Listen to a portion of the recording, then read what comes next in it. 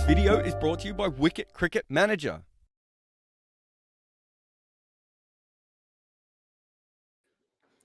Welcome to Wagon Wheel. I'm Jarrod Kimber. Thank you again. Well, I say thank you if you're in the YouTube live, but I've already seen some questions. So someone's there. They were there before I was there. I don't understand how these things work, but thank you to everyone who is in the YouTube chat. I think Kyle was in there, Keshav. I think someone else asked a question as well.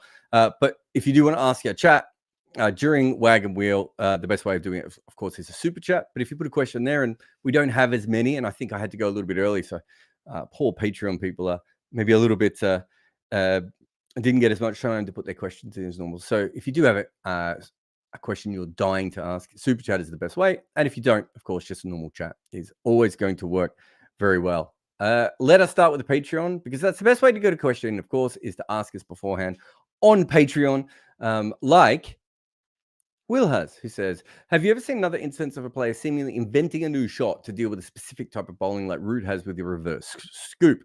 Well, he hasn't invented the shot, has he, Will? Because, I mean, the reverse scoop obviously existed for a long time. What he's done is what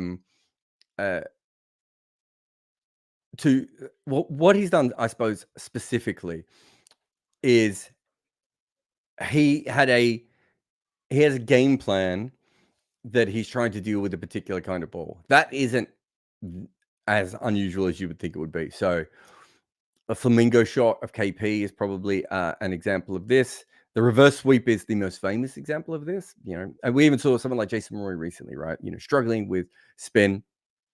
Has to, I think, spin away from him specifically. I think that was right. Just keeps working on the reverse sweep until that's his major shot. That's a fairly common thing. So I don't think Root has invented a Scott. I can't even say it. So if you have a look at Butler, and I'm trying to think, there was someone else, the Sri Lankan player who is in trouble with the authorities. I think they've both played it in a similar way. So he hasn't. I don't think he's invented that. You could say Dilshan was another one there, but yeah, it's quite an extreme, especially in Test cricket, to go to that level of essentially changing the way you handle the most common form of a ball. What we have seen is players, muck around with that a little bit before. So I don't think it's as extreme from that point of view, but there aren't that many people playing a shot like that. And it isn't something that we have seen. It would have been like someone in the 70s and 80s, perhaps playing the reverse sweep, maybe even the 90s. I mean, John T. Rhodes and the reverse sweep is is the one I think of a player who was good against spin, but perhaps felt like he could get bogged down a little bit and, brought out the reverse sweep. I would have thought he played it about as much as Warne plays the reverse scoop. I don't think he played it so much, but what he did was he allowed himself a point at a singular point whenever he wanted to. So it has existed before. It's just slightly more dramatic. Will, I think, is the main thing, but he's certainly not the first player I've seen to play that shot. There's lots of players who play that shot. Scott Edwards is one. From Netherlands is another one I came up with. I had Butler before, but when I did my thing on scoops, there's quite a few people who do play that reverse scoop, and they're usually trying to get it very fine. The difference for them is they're trying to get it fine to get it past third, and what Root is trying to do is trying to get it fine because that's behind the slips, right? So it's just slightly different the way they do that. Ben says ESPN lists the top 5 basketballs of all time as MJ, LeBron, Kareem, Russell, Magic. Who are each one's cricketing comparisons? Oh, okay. I'm not sure cricket has a Michael Jordan. I mean, I know you could obviously say Don Bradman, but Don Bradman had a better record than Michael Jordan. I wonder if we've ever had someone as intense when it comes to trying to win every single moment, perhaps in the way that Michael Jordan has, matching with otherworldly skill. The player that kind of comes to mind is perhaps someone like Sobers, but Sobers just didn't get the most out of himself. And so I don't think I can quite put those together. Who do we have at number 2? LeBron.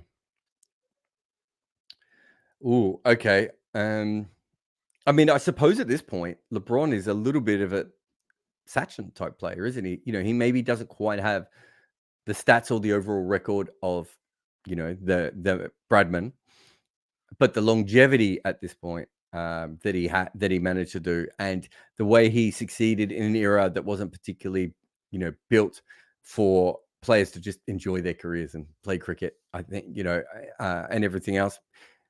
Also, definitely has the kind of, during his career, had that kind of fandom, that sort of, like, I noticed when I was playing the NBA, whatever it was, live or 2K, or and wherever LeBron went, that's where all the fans were playing as that team. And I think that Sachin had I know it's a bit different from cricket and everything else, but I think Sachin had a very similar impact on people from that perspective. And you could make a lot of really, really informed conversations about whether he is, one of the greatest players of all time, but he's still not Bradman. And I think that's the LeBron MJ thing a little bit. Kareem Abdul-Jabbar, and this is fascinating. Because what Kareem Abdul-Jabbar did was he managed to be athletically so much more gifted than everyone else. Also have a very long career. Wasn't always perhaps the best teammate, or what's the best way of putting it? Played as a thorough professional in some ways. There's almost a bit of boycott, but he's better than boycott. So I don't think that's a fair comparison. Yeah, these are really tough, Ben. Yeah, Kareem, I don't know who you would. I wonder if Kareem. Here's one. I wonder if Kareem's a little bit like Callis. The numbers are incredible, and they're certainly fantastic players. But I do think if you break down little bits of their career, sometimes you might be left a little bit cold. And I say that as a huge fan of Callis and Kareem, but they're not as obvious as perhaps MJ and LeBron in that sort of way. Russell, I mean, basketball's so weird, is that because Russell is, almost a one-way player. I know he could play offense, but, nowhere near the other four people on there. So he's almost a, defensive only kind of player from that perspective. So, I kind of think of a bowler. I suppose Russell would be, you could compare him to Bradman, perhaps, because of the, the early part of his career that he played in, although because of Wilt, it makes Russell a little bit more interesting from that point of view. I suppose Sid Barnes is another one that you could compare Russell to. I've just wondered if Kareem isn't Jack Hobbs, by the way. But hey, we've already done that one. And Magic Johnson. I was thinking about Magic Johnson. I saw this question come through earlier, and Magic was the only one where I thought there was an answer, but I don't think everyone would like this answer. But I'll try and explain it as best way I can. I saw this recently. I think it was a documentary, or someone had put a YouTube video together on it about Magic Johnson being, a 6'9" or 6'10" or whatever he was, point guard, and having no one before him who was that kind of point guard. And so he had to sort of make everything up in his own way. And I was looking at Joel Garner, and I was wondering if that's the case with someone like Joel Garner, which we had just got to the point where we were starting to get tall bowlers because of that front foot no ball law under Garner. But there isn't really a great tall bowler before Garner. That doesn't mean that there aren't bowlers who are tall. And the difference I'm saying here is the Garner very early on works out the absolute best method for a tall bowler, in a way that if you watch Wes Hall, or trying to think of some of the Tom Richardson, going a long period back, or some of the other taller bowlers from previous eras, they're not really using their height to maximum advantage. They're just really skilled bowlers who happen to be very, very tall. Joel Garner is perfection of height, right? Other than, not being able to swing the ball and maybe not being able to float it up as much as everyone else. He's absolutely perfect at that. And what Joel Garner does is then everyone starts to look for those taller bowlers who hit the pitch, right? And he wasn't the only one, even in that team. Colin Croft wasn't as good with his height, and Michael Holding was a different kind of bowler again. Curtly then comes on the back of that. Courtney comes off the back of that. McGrath comes off the back of that. Suddenly they're everywhere. And if you look at, Magic Johnson comes through, and now it's very common to have a taller point guard.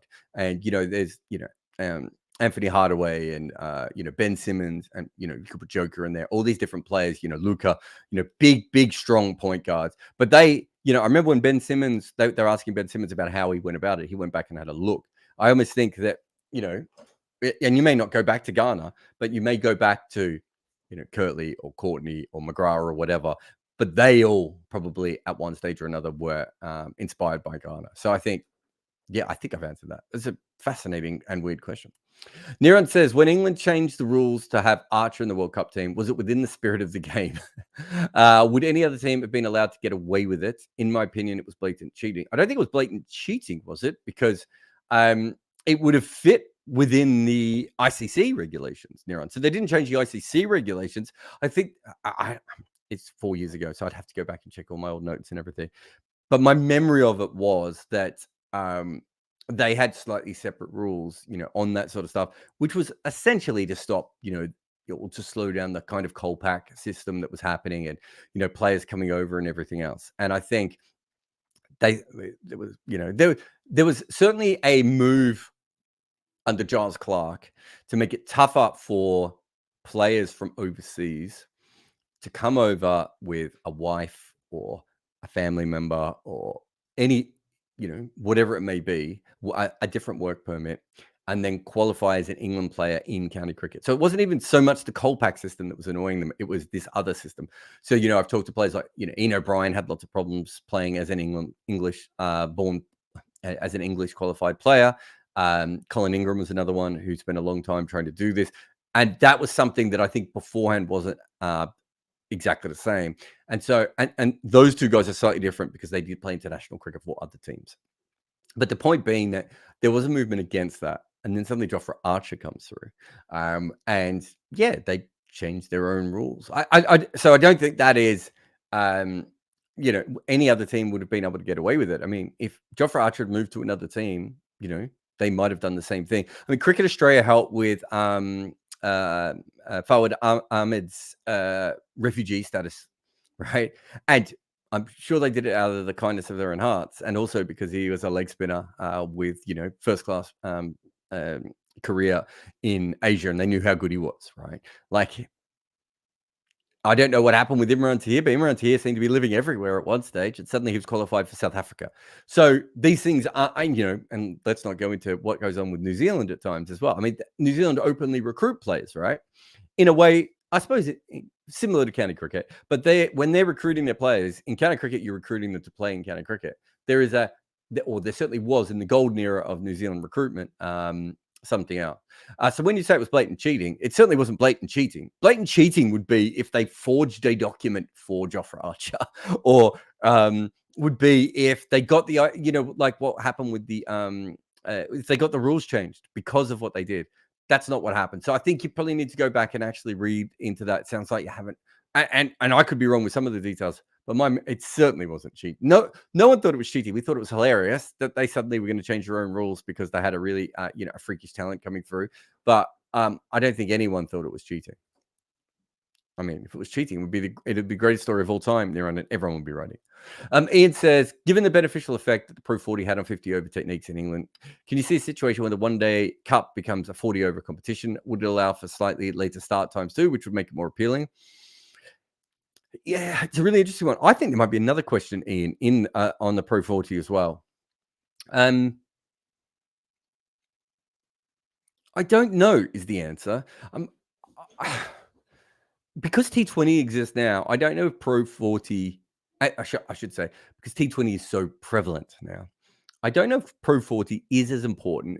I almost feel now your best combination would be a T20 competition and a 50 over competition, just because you're already getting the hitting and the power and everything out of, and the freedom that you get from T20 cricket. But what you really want, of course, is also the ability for players to play those extra overs. And I've mentioned this a lot just because I thought it was really fascinating. But, Joss Butler and Jason Marine, all those guys talking about how hard it was to go back to one-day cricket just because they don't play it anymore, right? They just don't play enough of it. And it is a different skill. And it's even a slightly different skill than 40 overs, although they are similar, of course.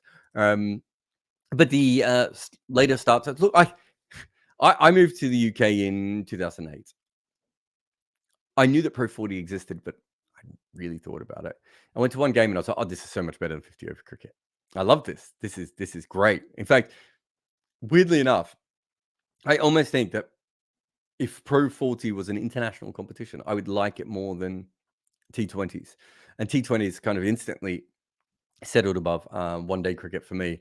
But there's something about that combination that I found really fascinating. And it was also the way that they were playing it in England, which was absolutely brilliant. So I think it's a slightly better way of playing ODI cricket, but I don't think we're going to go there just because with T20 cricket, it would maybe be weirder. Had it been done beforehand, because I think, there's this whole idea of this whole generation who thinks 50 overs is like one day cricket. Well, it's obviously not, right? It was 65, 60, 55. Was there 55 as well?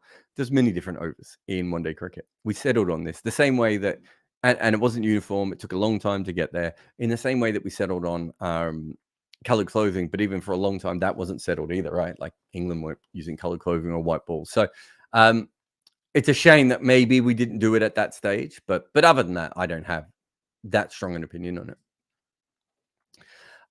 Will said, could the 100 have a similar effect to Pro 40? I knew there was another question like this. Thank you, Will. Being slightly shorter, meaning younger players adapt to playing faster. And then as they move to international cricket, they keep this speed up even in the slightly longer format. I think there's an argument for that. I do think that I'm less worried about the slightly less balls involved. And I suppose what I'd be more worried about is some of the specialist conditions in the 100 that are different than T20 cricket. That is something that might cause an issue for certain players. But yeah, the interesting thing, of course, is for those who don't know, a lot of England's one-day cricket was built on the back of having this Pro 40 competition, which at one stage they didn't have a 50-over competition. So it was all about 40 overs. And the players developed their playing style, which was a combination of 50-over cricket and 2020 cricket, which they're still doing in baseball today, and they won a World Cup with in 2019. The question is now that there are 10-10 competitions out there and that T20 cricket is already, a marketplace. If you think about what was going on in English cricket, but also cricket around the world in 2010 and that kind of period, or whatever it was, I can't remember the exact years, 2008 to 2011, that sort of period, it wasn't like it is now. And so now there are many reasons for players to play with more freedom or to try and score quicker or to learn all those skills or to play in competitions where they are even shorter than 100. So I don't think the 100 would ever have the same impact that the Pro 40 had, but it doesn't mean that it can't have a similar kind of form, but just lesser. Swami Nathan says, I think I made 11 of Warner, Head, Smith, Marsh, Joyner, Maxwell, Green, Agar, Cummins, Stark, Zampa. And are they poised to do a repeat of 2007 World Cup? They seem even better than England.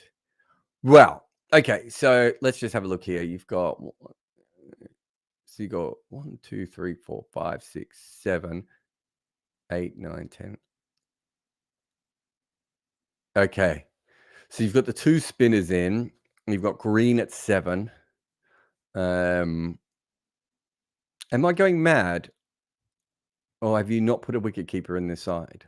So you've taken Carey out, but not put a wicketkeeper in. So I think that might be the first problem I have with this side. So that's an issue. And they're obviously going to have to fit a wicketkeeper in. So you probably bring the wicketkeeper in that situation, Green. Then you've got Carey at 7, Agar at 8. I'm not sure how different this is than the team that they played in the previous World Cup. Who was Warner? So it was Finch instead of Warner. Marsh wasn't in that side, was he? I don't think. So, here's my issue. I don't think this is a team that in a semi-final is going to score so many runs that the opposition cannot score them. All right. So when you're comparing it to England, you've got to factor that in with England. England can do that in the same way that you would have a look at the Pakistan team, and you would go, this is a team that can bowl us for 180, consistently, or 180 to 240, whatever you want to make that that sort of region of. Again, is this a team that is regularly going to bowl you out? I don't remember Pat Cummins' numbers. Stark isn't the white ball bowler he once was. Um, you're Once you take Green out, you now have Agar and Zampa who both spin the ball the same way. Maxwell, who's a part timer, a decent part timer in situations. Stoinis, who obviously is one of the most expensive bowlers in the world. It's an okay team, but I don't see this as a lock or anything. I think it's a top 5 team. They should make the semifinals with this side or a variation of it, as we said. But yeah, I haven't looked at the Australian team and thought that it's fantastic. I wonder, looking at that team, what makes you think it's a better team than, say, the South African team, right? I think the South African team is probably has less power, and certainly the way they play. I think they would make roughly the same amount of runs, and they're going to have 5 genuine frontline bowlers. Now, I still expect Australia to do slightly better because I think Australia is slightly better structured altogether than most of the South African teams, and that's by design, of course, with South Africa. But I'm not sure that I look at this and go, it's that much better. But no one would say the same thing of South Africa. So I'm not 100% on side with that, but it's a decent team. Niran says, why did it take so long for the world ball to catch on? I remember Stuart Clark bowling a very similar ball and being very good at it. Yeah, certainly Muhammad Asif and Stuart Clark did it. Courtney Walsh bowled it. Sean Pollock bowled it. There are older bowlers as well that certainly bowled it as well. There's a couple of things. I think one is that for a long period of time, I don't think people understood the difference between... so Sean Pollock and Courtney Walsh, from what I'm aware, do it naturally, which is the same as Tim Murtagh, Kate Cross, and a few other players. They didn't have maybe the ability to be able to teach someone else how to do it, although I haven't talked to either of them, so it's possible that's not quite the case. Stuart Clark, we think, got it from Muhammad Asif. We know he gets it late in his career and has a bit of a transformation. By that stage, if you look at the kind of bowlers that Australia had, I don't think there was anyone obvious to give it to. And also at that stage, Stuart Clark and Muhammad Asif was seen as the 2 most skillful bowlers in the world. Vernon Philander sort of comes in up after those guys. So it was probably thought that it wasn't a very easy thing to do. But I think the biggest difference is there are 2 major things that happen. One is that when Anderson learns it and Broad learns it, that then goes back to the ECB, and the ECB make all the county bowlers learn it and all the women bowlers learn it. Now, that is spreading way quicker than 1 or 2 guys doing it and occasionally trying to show someone else how to do it. The second thing is the cameras, right? That the quality of cameras. So I went back and found Stuart Clark's deliveries. It really isn't as easy to make out as you would think. Now that we know what we're looking for, it's fine. And as you said, the commentators will sometimes talk about that a little bit with Stuart Clark. So it was mentioned before. There's a big difference between that and actually seeing how the bowler releases the ball in super slow motion, high definition. And if you go back to that, period that Asif and Clark played in, the cameras weren't quite at the level they are now, right? And also the front on angles and the back angles and the side angles and all those different things we didn't see as much. A lot of old slow motion was literally sometimes the same camera that they would just slow down. It wasn't even a particularly good way of doing it. So it was very, very different from that perspective. Hamster says, what is the most effective skill or variation a fast bowler can have for each format? So in Test cricket, lateral movement is probably the most important thing, unless you are tall. And then I suppose, the ability to get extra bounce is something that's very, very important. One-day cricket. One-day cricket's interesting because the game goes over 50 overs.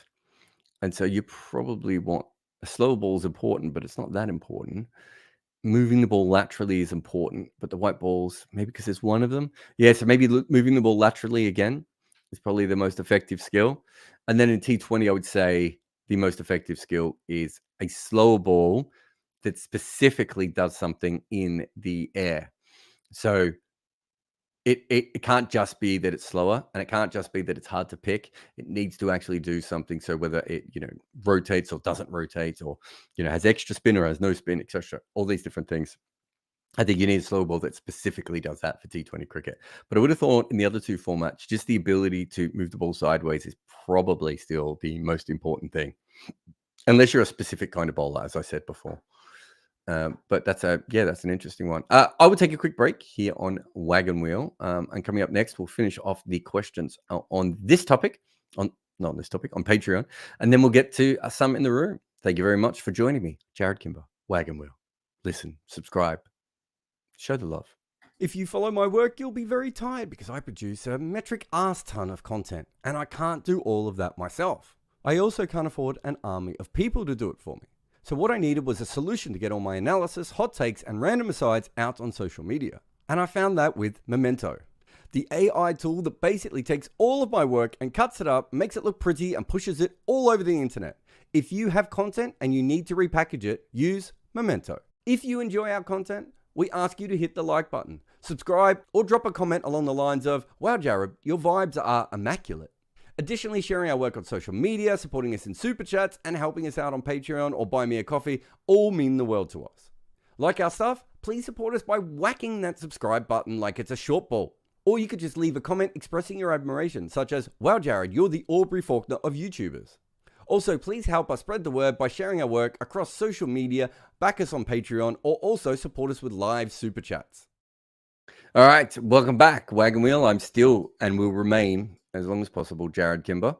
That was Hamza's question, wasn't it? So we'll go on to James's question that says, what do you think are the most notable instances of a non-international team or associate nation defeating an ICC four-member senior team? For me, Ireland beating the West Indies at Siam Mills in 1969, and the Australian Cricket Academy beating England in 1994-95.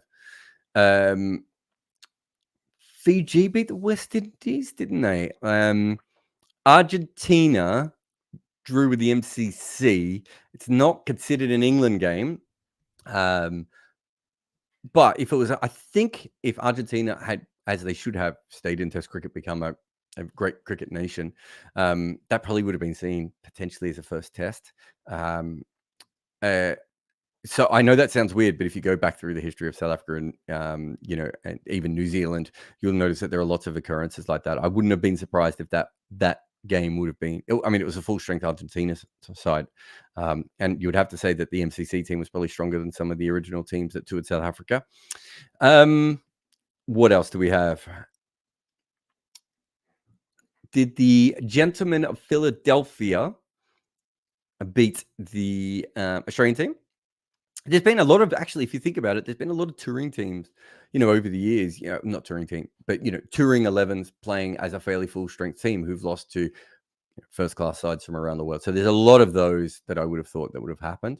Trying to think of anything else along those lines, but yeah, those are the ones that come to me instantly. But yeah, the Philadelphia one I think is an interesting one because they were so strong.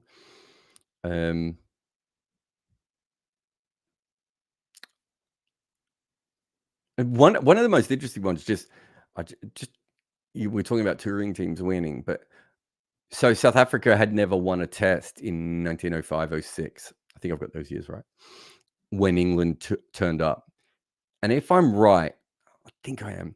Western Province actually beat them in one of the tour games, and there's a reason that Western Province beat them, as we find out. I suppose at just after that time that essentially, Reggie Swartz had taken the leg spinner back from England, given it to all these Western Province batting teammates, and they'd all become great leg spinners, and England had run into them in that tour match. But it's quite an interesting one when you think about the fact that South Africa as a team were not particularly good, and England, with a slightly stronger team than they'd usually take into South Africa, still not their full strength team by any stretches, but they turn up and do that. But yeah, Fiji West Indies is certainly one that grabs the back of my head, and I'm trying to think. Did the Netherlands or Denmark beat? Yeah, one of them beat like an England side that wasn't like an international side again, but was a really, really strong team. And I'm trying to remember what year that was. But yeah, so there's been a few occasions there, James. Satchmo says, how would Shane Warne bowl to the current England side? Field settings, variety of deliveries, etc. Well, it's a bit of a tricky one, Satchmo, because you go back and you have a look, and I think Shane Warne, I think I'm right in saying that Shane Warne's paces are basically Matt Parkinson's paces.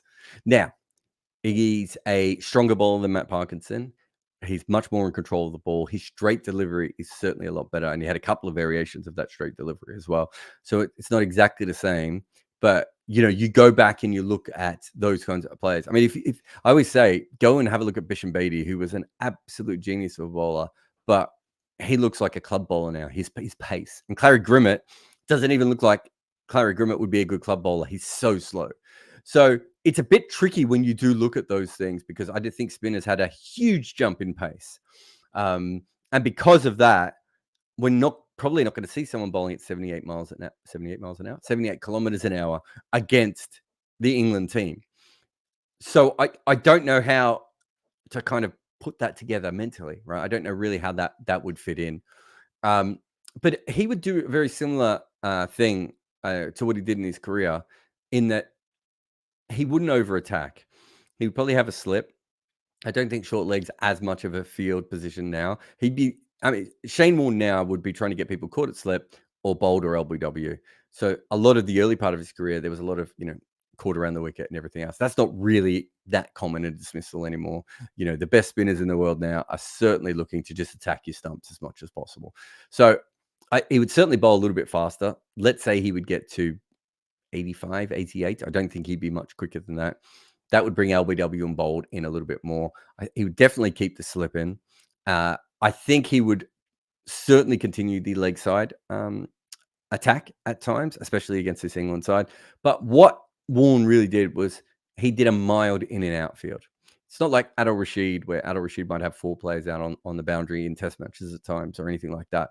But Warne would have a version where he would have a ring field with the 2 catches in place. And then when he was completely on top, he would then bring the rest of the catches in. So I'd assume what he would do now is he would probably, gamble with 3 fielders out, but they would all be tactical. So the long on would be out, because that might be the outlet shot, and because modern players can hit over long on so much easier. And he'd be thinking, well, even if they're going to come down the wicket and try and chip me, that's still a risky shot. So I don't mind them doing that if they're only going to get 1. So I think the boundary ride has become more of catches for him. But I do think his main thing would be sort of what we saw towards the back end of his career, where I think he was already developing this, at the start of DRS, because we know that it affected bowlers before. But if you look at the back end of the career, very much attacking the stumps. I think he would continue with that. But in order for it to be slightly more effective, he would have to be a little bit quicker through the air, which he was definitely strong enough to be able to do. And, perhaps what he would do is bowl quicker through the air, and then the variation would be the slower one that rags sideways. Ben says, how do you see Root dropping off with age, and how does this compare with the other Fab Four? My theory is that with his technique will help him decline slower than the other 3, but what do you think? Well, I would have thought him and Kane Williamson were the ones that should have declined the slowest. Kohli is, by being someone who drives on the up so aggressively, I don't think as many things need to go wrong for your game to just drop off a little bit. And Steve Smith, of course, playing across the line. We've already seen Steve Smith have a drop. So I would have thought from a technical point of view, those 2 should have dropped off first. Having said that, Williamson's elbow is probably the thing that might end his career before the rest of them, or slow down his career before everyone else. But if you look at Williamson, the last player to play the ball that late is that successfully is probably Dravid. Dravid had some really, really good late, career runs, but he also struggled at times, because when you are playing that late and they start to, game plan for you a little bit more, it's actually, hard to put the pressure back on the bowlers from a little bit. Whereas with Root, his main skill is essentially getting off strike, right? And if that is the case, there shouldn't be any problem with him ever being able to do that, I wouldn't have thought. A lot of it, though, also relies on how much you want to keep improving and keep changing. I don't want to out a video that I'm working on at the moment, but it's a really prominent cricketer who I think his career changes completely nothing to do with him, because of a slight change in law, or the playing conditions, actually. And we see this a lot with players. We don't really know what is going to affect these players going ahead. If you're Virat Kohli and and they're going to keep making pitches where everyone averages 25 in India, you might just think, what's the point? If you're Joe Root and he is part of the team going back to number 1 in the world, he wins 2 white ball World Cups. He's not being used for T20 cricket anymore. Maybe he just leaves. But if you're just talking technically, I think what you're saying is fairly sound. The only thing I would say is that Root is a very back foot player. And a little bit like playing across the line, I do wonder if, that can get I wonder, and I don't know, but I wonder if there might be a slightly steeper decline for a player who is a bit more back foot dependent than there is for a front foot player. But I wouldn't even be willing to sell that very hard, but it's just a question I would put out there. James says, do you think there's a ceiling to which the speed that spin bowlers can be effective? Are we likely to see spin bowlers' speeds as a group continue to increase to the point of medium pace? Oh, I suppose we already have, James, in that Benny Howell is a spin bowler. So if your question is, can you continue to bowl quicker and quicker and spin the ball? I would say there is a natural limit to that. But if Mustafiza and Benny Howell and Pat Brown are essentially spin bowlers, and they are just not turning the ball as much as these other guys, but what they are doing is they are using all the revolutions to bother people in other ways. So, but if you're talking traditional spin, I think the ECB did a research years ago, and they said the optimal speed for a spin bowler should be 100 to 105 kilometers an hour. Very hard for a wrist spinner to get up there, although Rashid Khan has managed it. Afridi flirted with it, but was probably more 90s for a lot of his career. But it's not a very easy thing for anyone to do. Finger spinners can do it, but probably not tweaking the ball properly as well.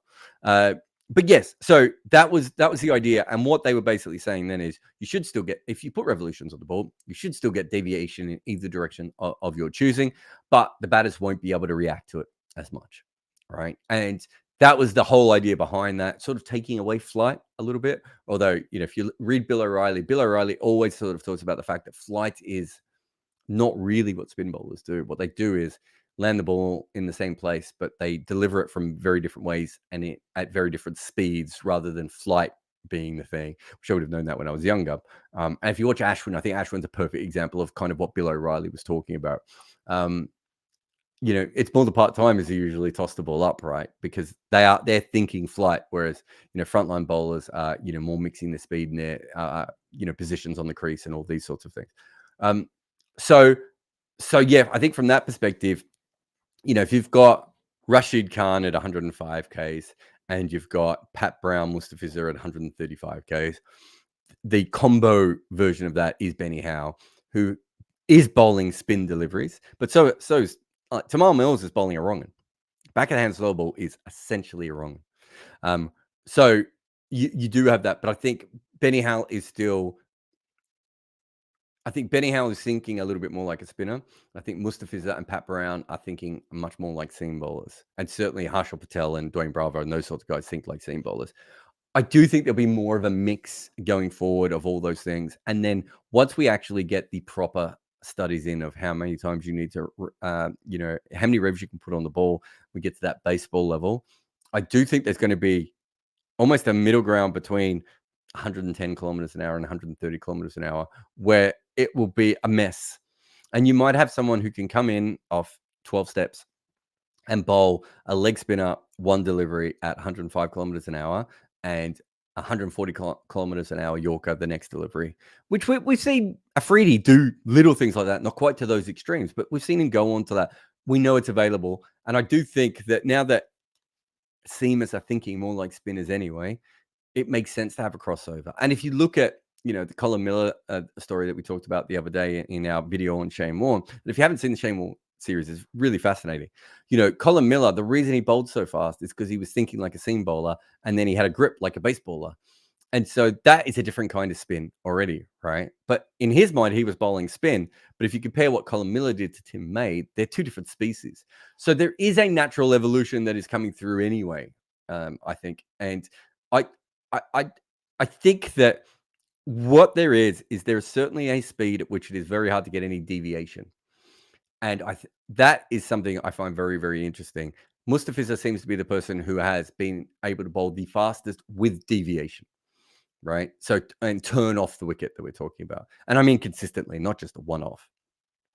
And it does feel that around 120 to 125 kilometers for most balls, they really struggle to get any deviation, no matter how many revs they put on the ball.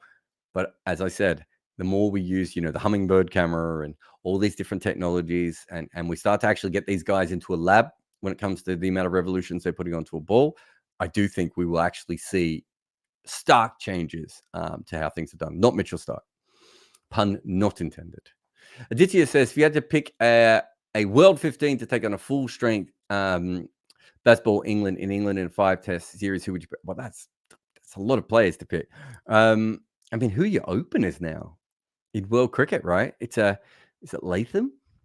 Is it Karunaratne? It's probably Rohit. So Rohit would have one spot. Maybe Latham at the other end. Who would your first drop be? I suppose it's Marnus, is it? Oh, it's probably Bubba. Probably Bubba at 3, Smith at 4. Would you have Kohli at 5? Is there someone better at 5? I'm trying to think who else is out there. There's probably no one in South Africa. You might have Daryl Mitchell at 5, actually, the way he's been playing over the last couple of years. Then at 6, you've got, well, if Stokes doesn't have a knee, you probably have Jadeja at 6 and Holder at 7. And then at 8, could you fit or Blundell at 8? Because you've really got 2 bowling options at that point, don't you? And then you've got, Ashwin, Bumrah, Cummins, Hazelwood, Rabada, Jameson, those sorts of guys. That's off the top of my head. That gets you, 2 of the best spinners in the world, Jason Holder's batting and Jason Holder's bowling, and 3 frontline shit hot bowlers. Batting's not as strong, but the bowling is certainly stronger than England's. And if you've got Blundell coming in at 8, even if the batting's not strong, it's certainly very deep. And if you had Ashwin at 9, again, it's a really, really long lineup from that perspective. And you could also have Blundell ahead of Holder, and you could bat Holder at 8, actually, and go in it with that way. I think that's not a bad lineup. I'm trying to think if I'm missing anyone obvious. And yeah, Shaheen, you would throw him in it as well. And then, depending on where the test was being played, I still think Shadab would be a really good player, but I suppose you wouldn't have him in your side. But as someone who could bat at 8 or, in that Holder role, knowing that you have Ashwin and Jadeja and now you have a wrist spinner as well. Yeah, I don't think England would stand much of a chance. I mean, England didn't beat Australia at home. I mean, I'm not saying they're bad, but there are some limits to what they've done.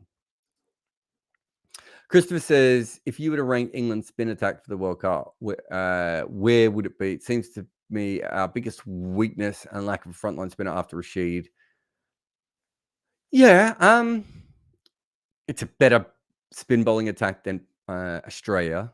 It's a better spin bowling attack than New Zealand. Not as good as South Africa. Probably better than Zimbabwe in one-day cricket. What are all the Asian teams probably have it covered? Look, it's I don't think it's perfect, but I always worry about Rashid specifically in India just because he is slow through the air, and that seems to be a place that conventionally we've seen spinners who are slower through the air struggle more for whatever reason. That is certainly a place that you want to bowl your spin a little bit quicker. So I think that is fair enough. And Moeen Ali is a defensive spinner at this point in his career and probably has been. I don't think England is going to win the World Cup based on their spin attack. And I don't think they did in 2019 either. I know it's different. I know you might be saying it's different because it's in Asia. But I think, it is what it is, right? There isn't anyone to bring in. But it's probably more middle of the road than you think it is. South Africa would be the only Western team off the top of my head where I'd be like, they have a distinct advantage over England, but they're doing that because they are picking players who are specialist bowlers. You know, if they were picking an all-rounder, they'd be in a similar kind of pickle as well. Australia, the Agar and Zampa both spinning the ball in the same direction is a bit of an issue for them. And Agar's batting's nowhere near as good as Moeen's from that perspective as well. So, and you know, some of the smaller nations, of course, I ruled them out. But yeah, it's not great. I'm not sure that the pitches will be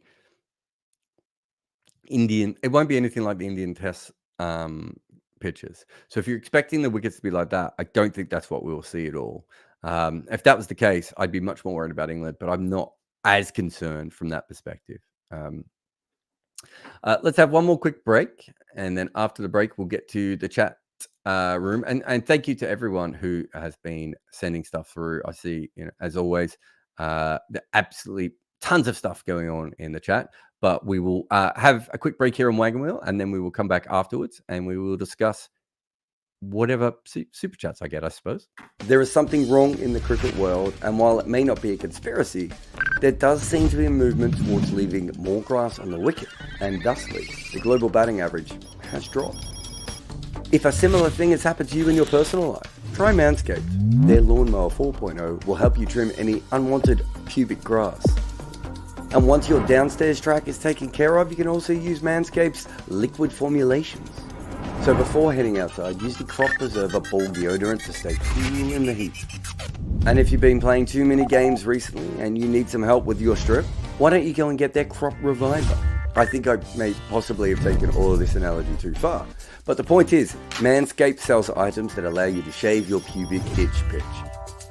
Use the code REDINKER, all one word, which is the name of my podcast, and you can get a 20% discount and free worldwide shipping while you curate your special strip like a team of sweaty men hoping it doesn't rain. Welcome back to Wagon Wheel. Still Jarrod Kimber. Thank you to everyone. Heaps of people in the chat. We got Keshuv and Krikazi and Satap and Anch and Nikon, Raj. So many people in the chat again today. So thank you very much. If you don't know, just commenting on these videos really, really does help us. So every time you can do that, it's huge. And obviously like, subscribe, and all those sorts of normal things that I say. But we've got 11 questions in here. So let's get through them. Please, oh God, I always forget to click on these ones. Please answer me, says, can you please explain how to tackle left arm in swinging Yorkers? Those have become quite a threat now. Every team is using them. I mean, they've always been a threat. If you go back and have a look at Alan Davidson in 1950s, you'll see that it's always been a thing. Look, the problem with left arm swing as a general rule is that anyone who's, let's say, it's the best way to put it. Let's say you're a batter who can average 45 in Test cricket, and you're a left arm bowler who can average 32 in Test cricket.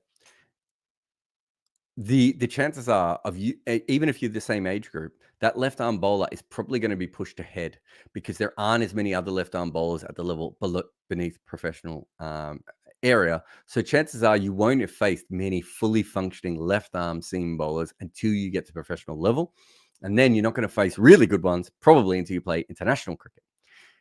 How you prepare for something that you haven't faced that much of in your life is never going to be easy. Western Australian cricketers trying to work out how to play, spin, and Asian cricketers trying to work out how to play at the whacker, and all these sorts of different things. And, a kid from Joburg trying to work out how to score at Guyana. These are not natural things. And left arm seam bowling is one of those situations. If you can get the ball to swing, which, traditionally left arm swing bowlers have done, perhaps slightly less traditionally now than ever before. But the thing is that this ball is coming across you and then straightening. So it's sort of going from your left eye to your right eye and then sort of splitting the middle at a certain point. That's not a particularly easy thing to face. It's not easy to face for a left-hander facing, a good right arm outswing bowler, but they have faced millions of those balls by the time they've got to professional cricket. And right-handers or even left-handers facing left-handers just haven't. There is no easy way of facing it. It's not supposed to be easy. It is an unnatural advantage that left-handers have, like they do in many sports, right? It would be a bit like asking me, how how a tennis player handles a left-hander serving to their backhand all the time. At a certain point, there is no real answer for it. You just have to do it as much as possible, and hope that you pick up things along the way.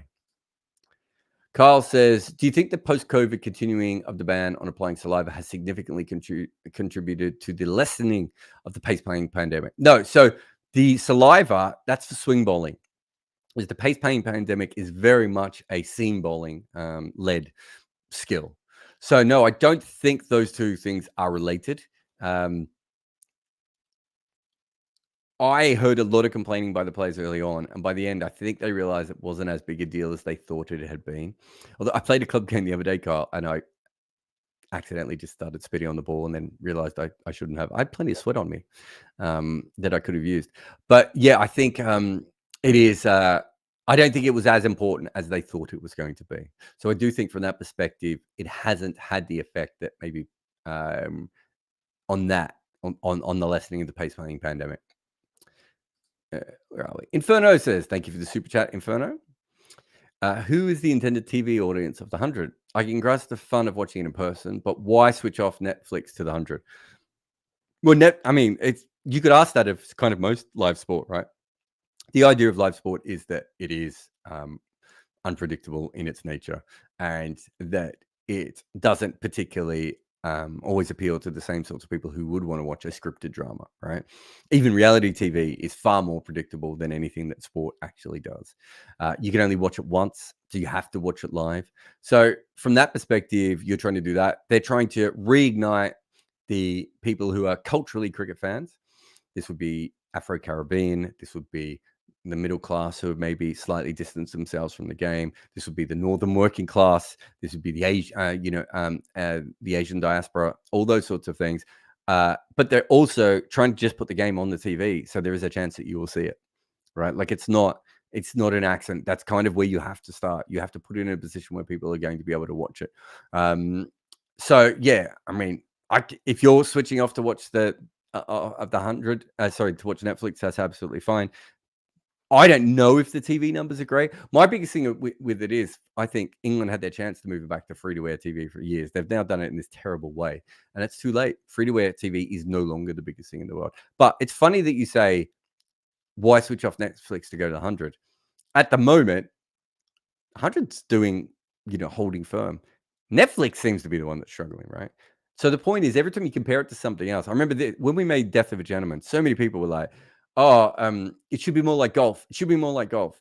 Well, 10 years after, or 15 years now, maybe even after the first time I was told that, cricket's in a much better position than golf now. Golf really shat the bed because it didn't go after new audiences. And that's kind of what the 100 is, right? That's the idea of it. But look, I don't necessarily disagree.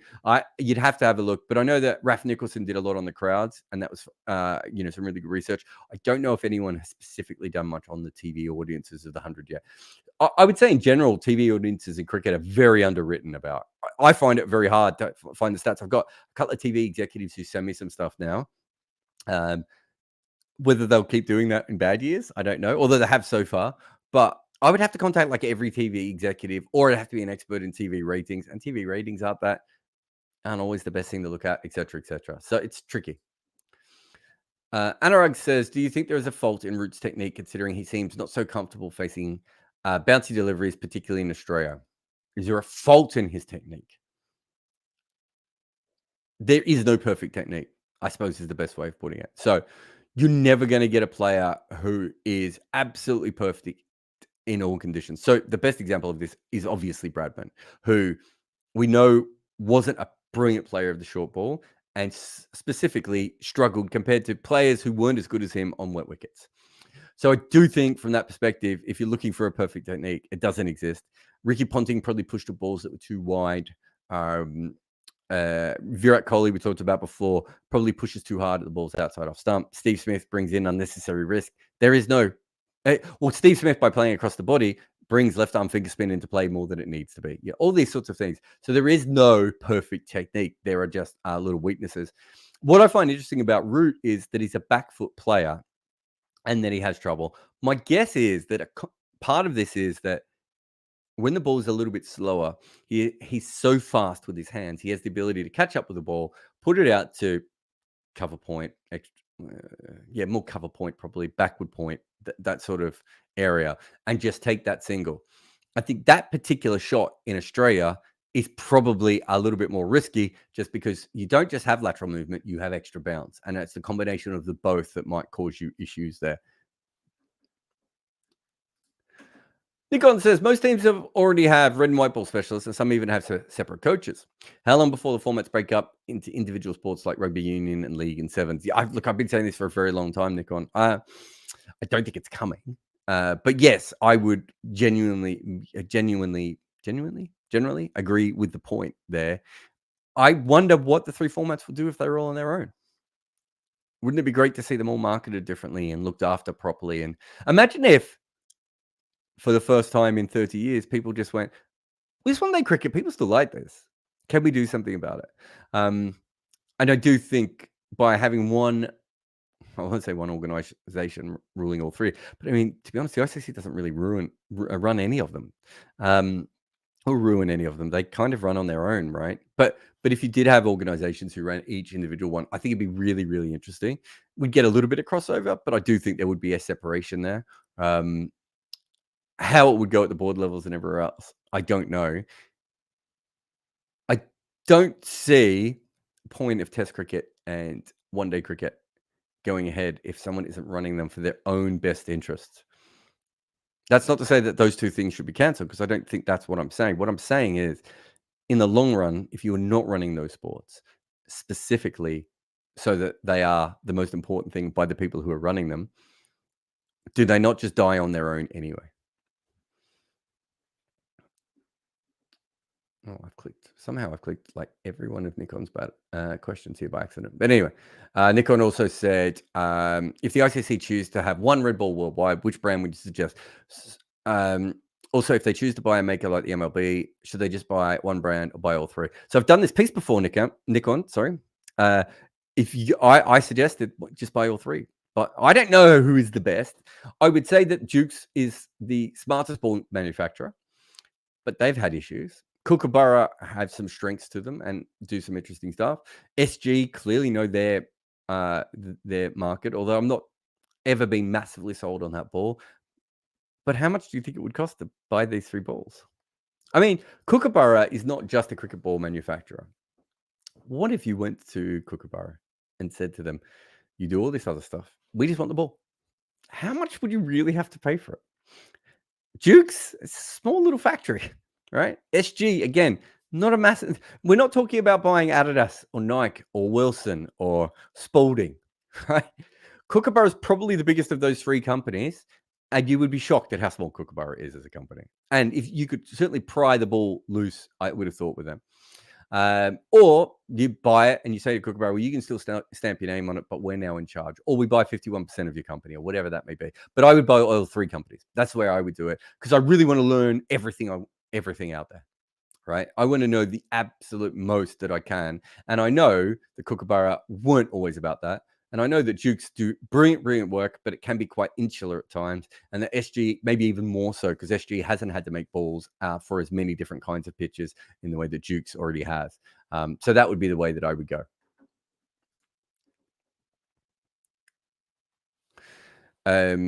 Thoughts on Ranji versus Trumper? Ranji a better player.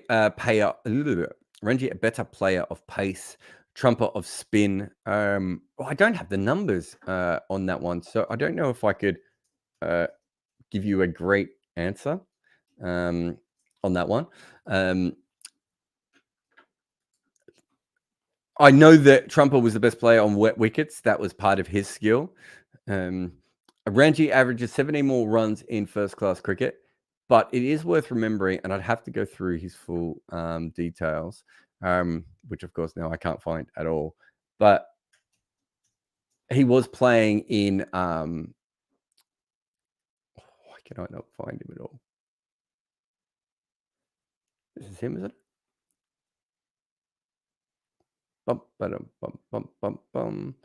Sorry, everyone. Yeah, okay. No, that's not him. Yeah, what I would say is that he certainly, if there would have been a lot of games that he would have played as you know, he would have played a lot more crapper level of cricket overall because county cricket was a lot more stretched out. I know it was good at that time. Don't get me wrong; it was a very high level, but he would have played a lot more, university cricket and all those sorts of things.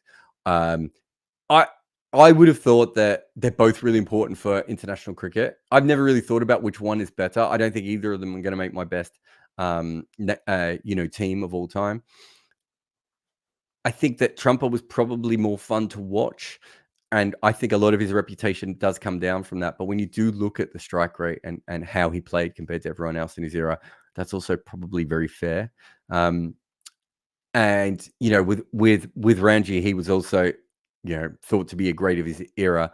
I think maybe an issue with Ranji is that he is sandwiched a little bit between Trumper and Grace and Hobbs, and they, I mean, in some ways he is. I mean, it's an interesting comparison because Ranji and Trumper are very similar kinds of legacies in that I feel that you had to have seen them play a little bit more to get the full effect. So I don't think you need to have with Hobbs or Bradman or Grace. And I do think that's slightly different with Ranji and Trumper. I will see what sort of number. It's obviously I think I can announce this now.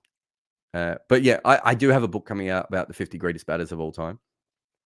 Um, I think I've signed the contract, so I think it's okay to say. If not, I'm about to get a very angry message from Bloomsbury. But yes, specifically, I don't know if I'll be comparing these two, but I will want to go deeper into their records and get as much information as possible to have a good look at them. But they're both really important to Test cricket, and I think they're both more important to Test cricket than their numbers would suggest. Where are we? Do you think we're eventually going to end up with more SF Barnes types, extremely fast spin? And well, Nikon, I don't know if this was off the back of the conversation we had before, but we had Bob Apple Yard. I think that's his name, isn't it? We had Mustafiza, we had Pat Brown, we had Benny Howe. We're already getting those kinds of Sid Barnes types bowlers coming through. So yeah, I would assume that we are going to see more of them as they come through. But yes, it is a little bit different from that perspective. I don't know if it's quite a Sid Barnes. Sid Barnes is so weird because other than Benny Howe, I don't think there has been another bowler who, if you said to him, "You're a seam bowler," he'd say, "No, I'm a spinner." I don't think Bob Appleyard.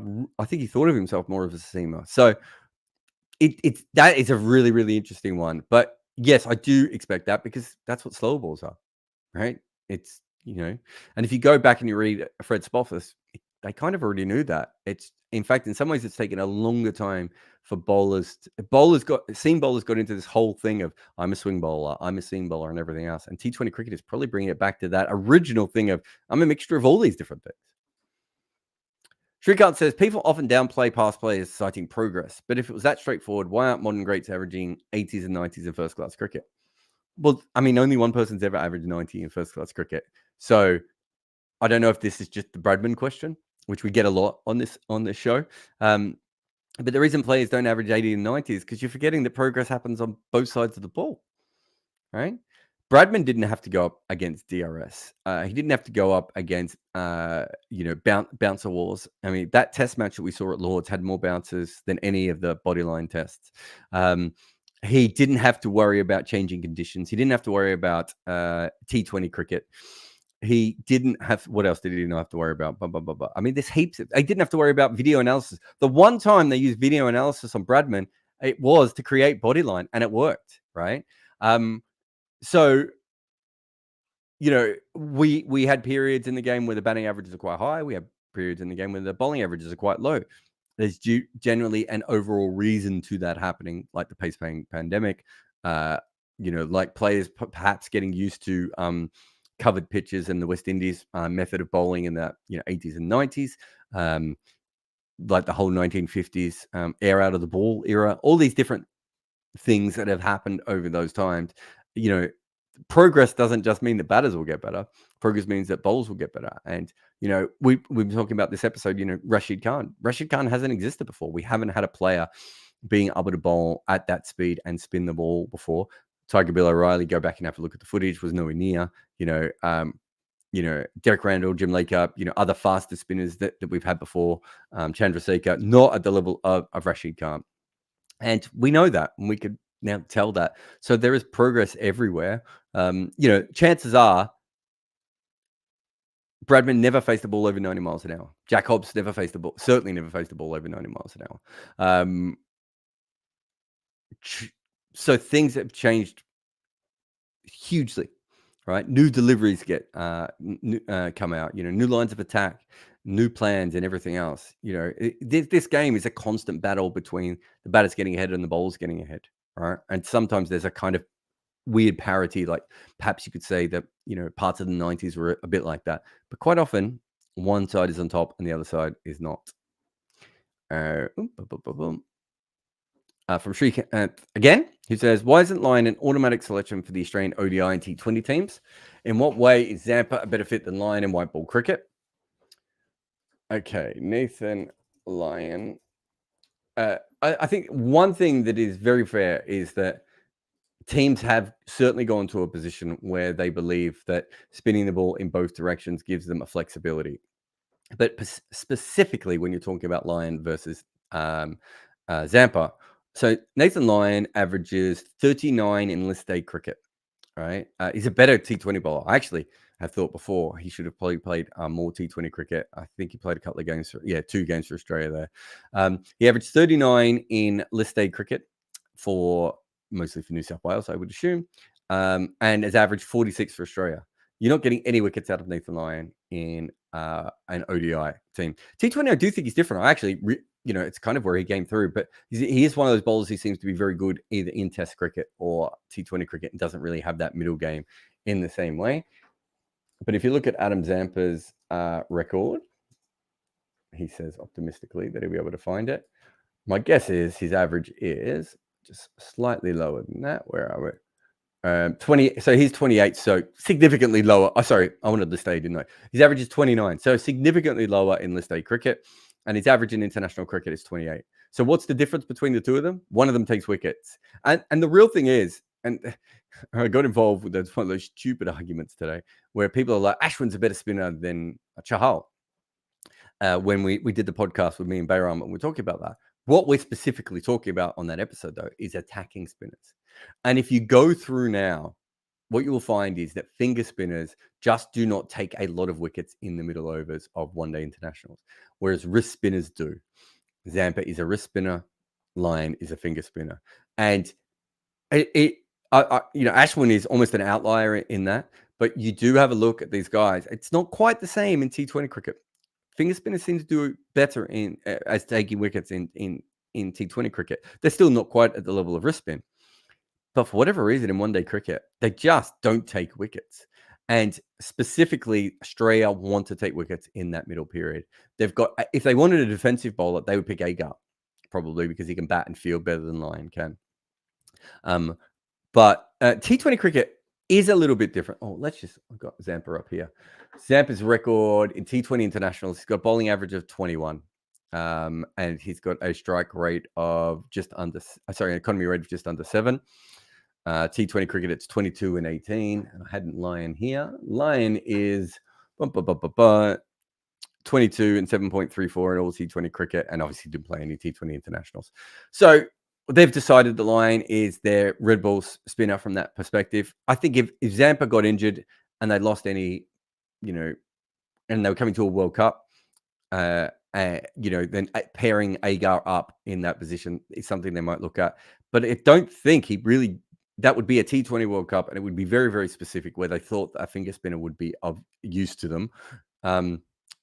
Also, I think, traditionally, Mitchell Starc and Josh Hazlewood, they've got two guys who really, and this is a very recent time, of course, but, two guys who really want the new ball means it's actually harder for them to fit in a spinner who specializes bowling up the top. I haven't watched a lot of Nathan Lyon, but traditionally I always thought that was something he was very good at. I haven't watched a lot of him recently, so I'm not sure if he's still doing that, but I always thought he was quite good when he did do that. So you've got to work out how those sort of patterns come together. But the truth is, in one-day cricket, Nathan Lyon just has never really taken wickets. He's just not that kind of bowler, and I don't really blame him because I think there has to be a reason that so many of those finger spinners are not doing it. Pretty says, how much better do you think Ishant Sharma's record would be if he bowled in a better bowling attack and in a non-defensive role during the MS era? Do you think he gets the amount of respect he deserves? No, look, I think the issue with him is that he was a bowler who was quite often picked because there wasn't a better option. That doesn't mean that he was a fantastic bowler. The MS Dhoni stuff, I don't think MS Dhoni held back Ishant Sharma. I think Ishant Sharma was bowling the wrong length.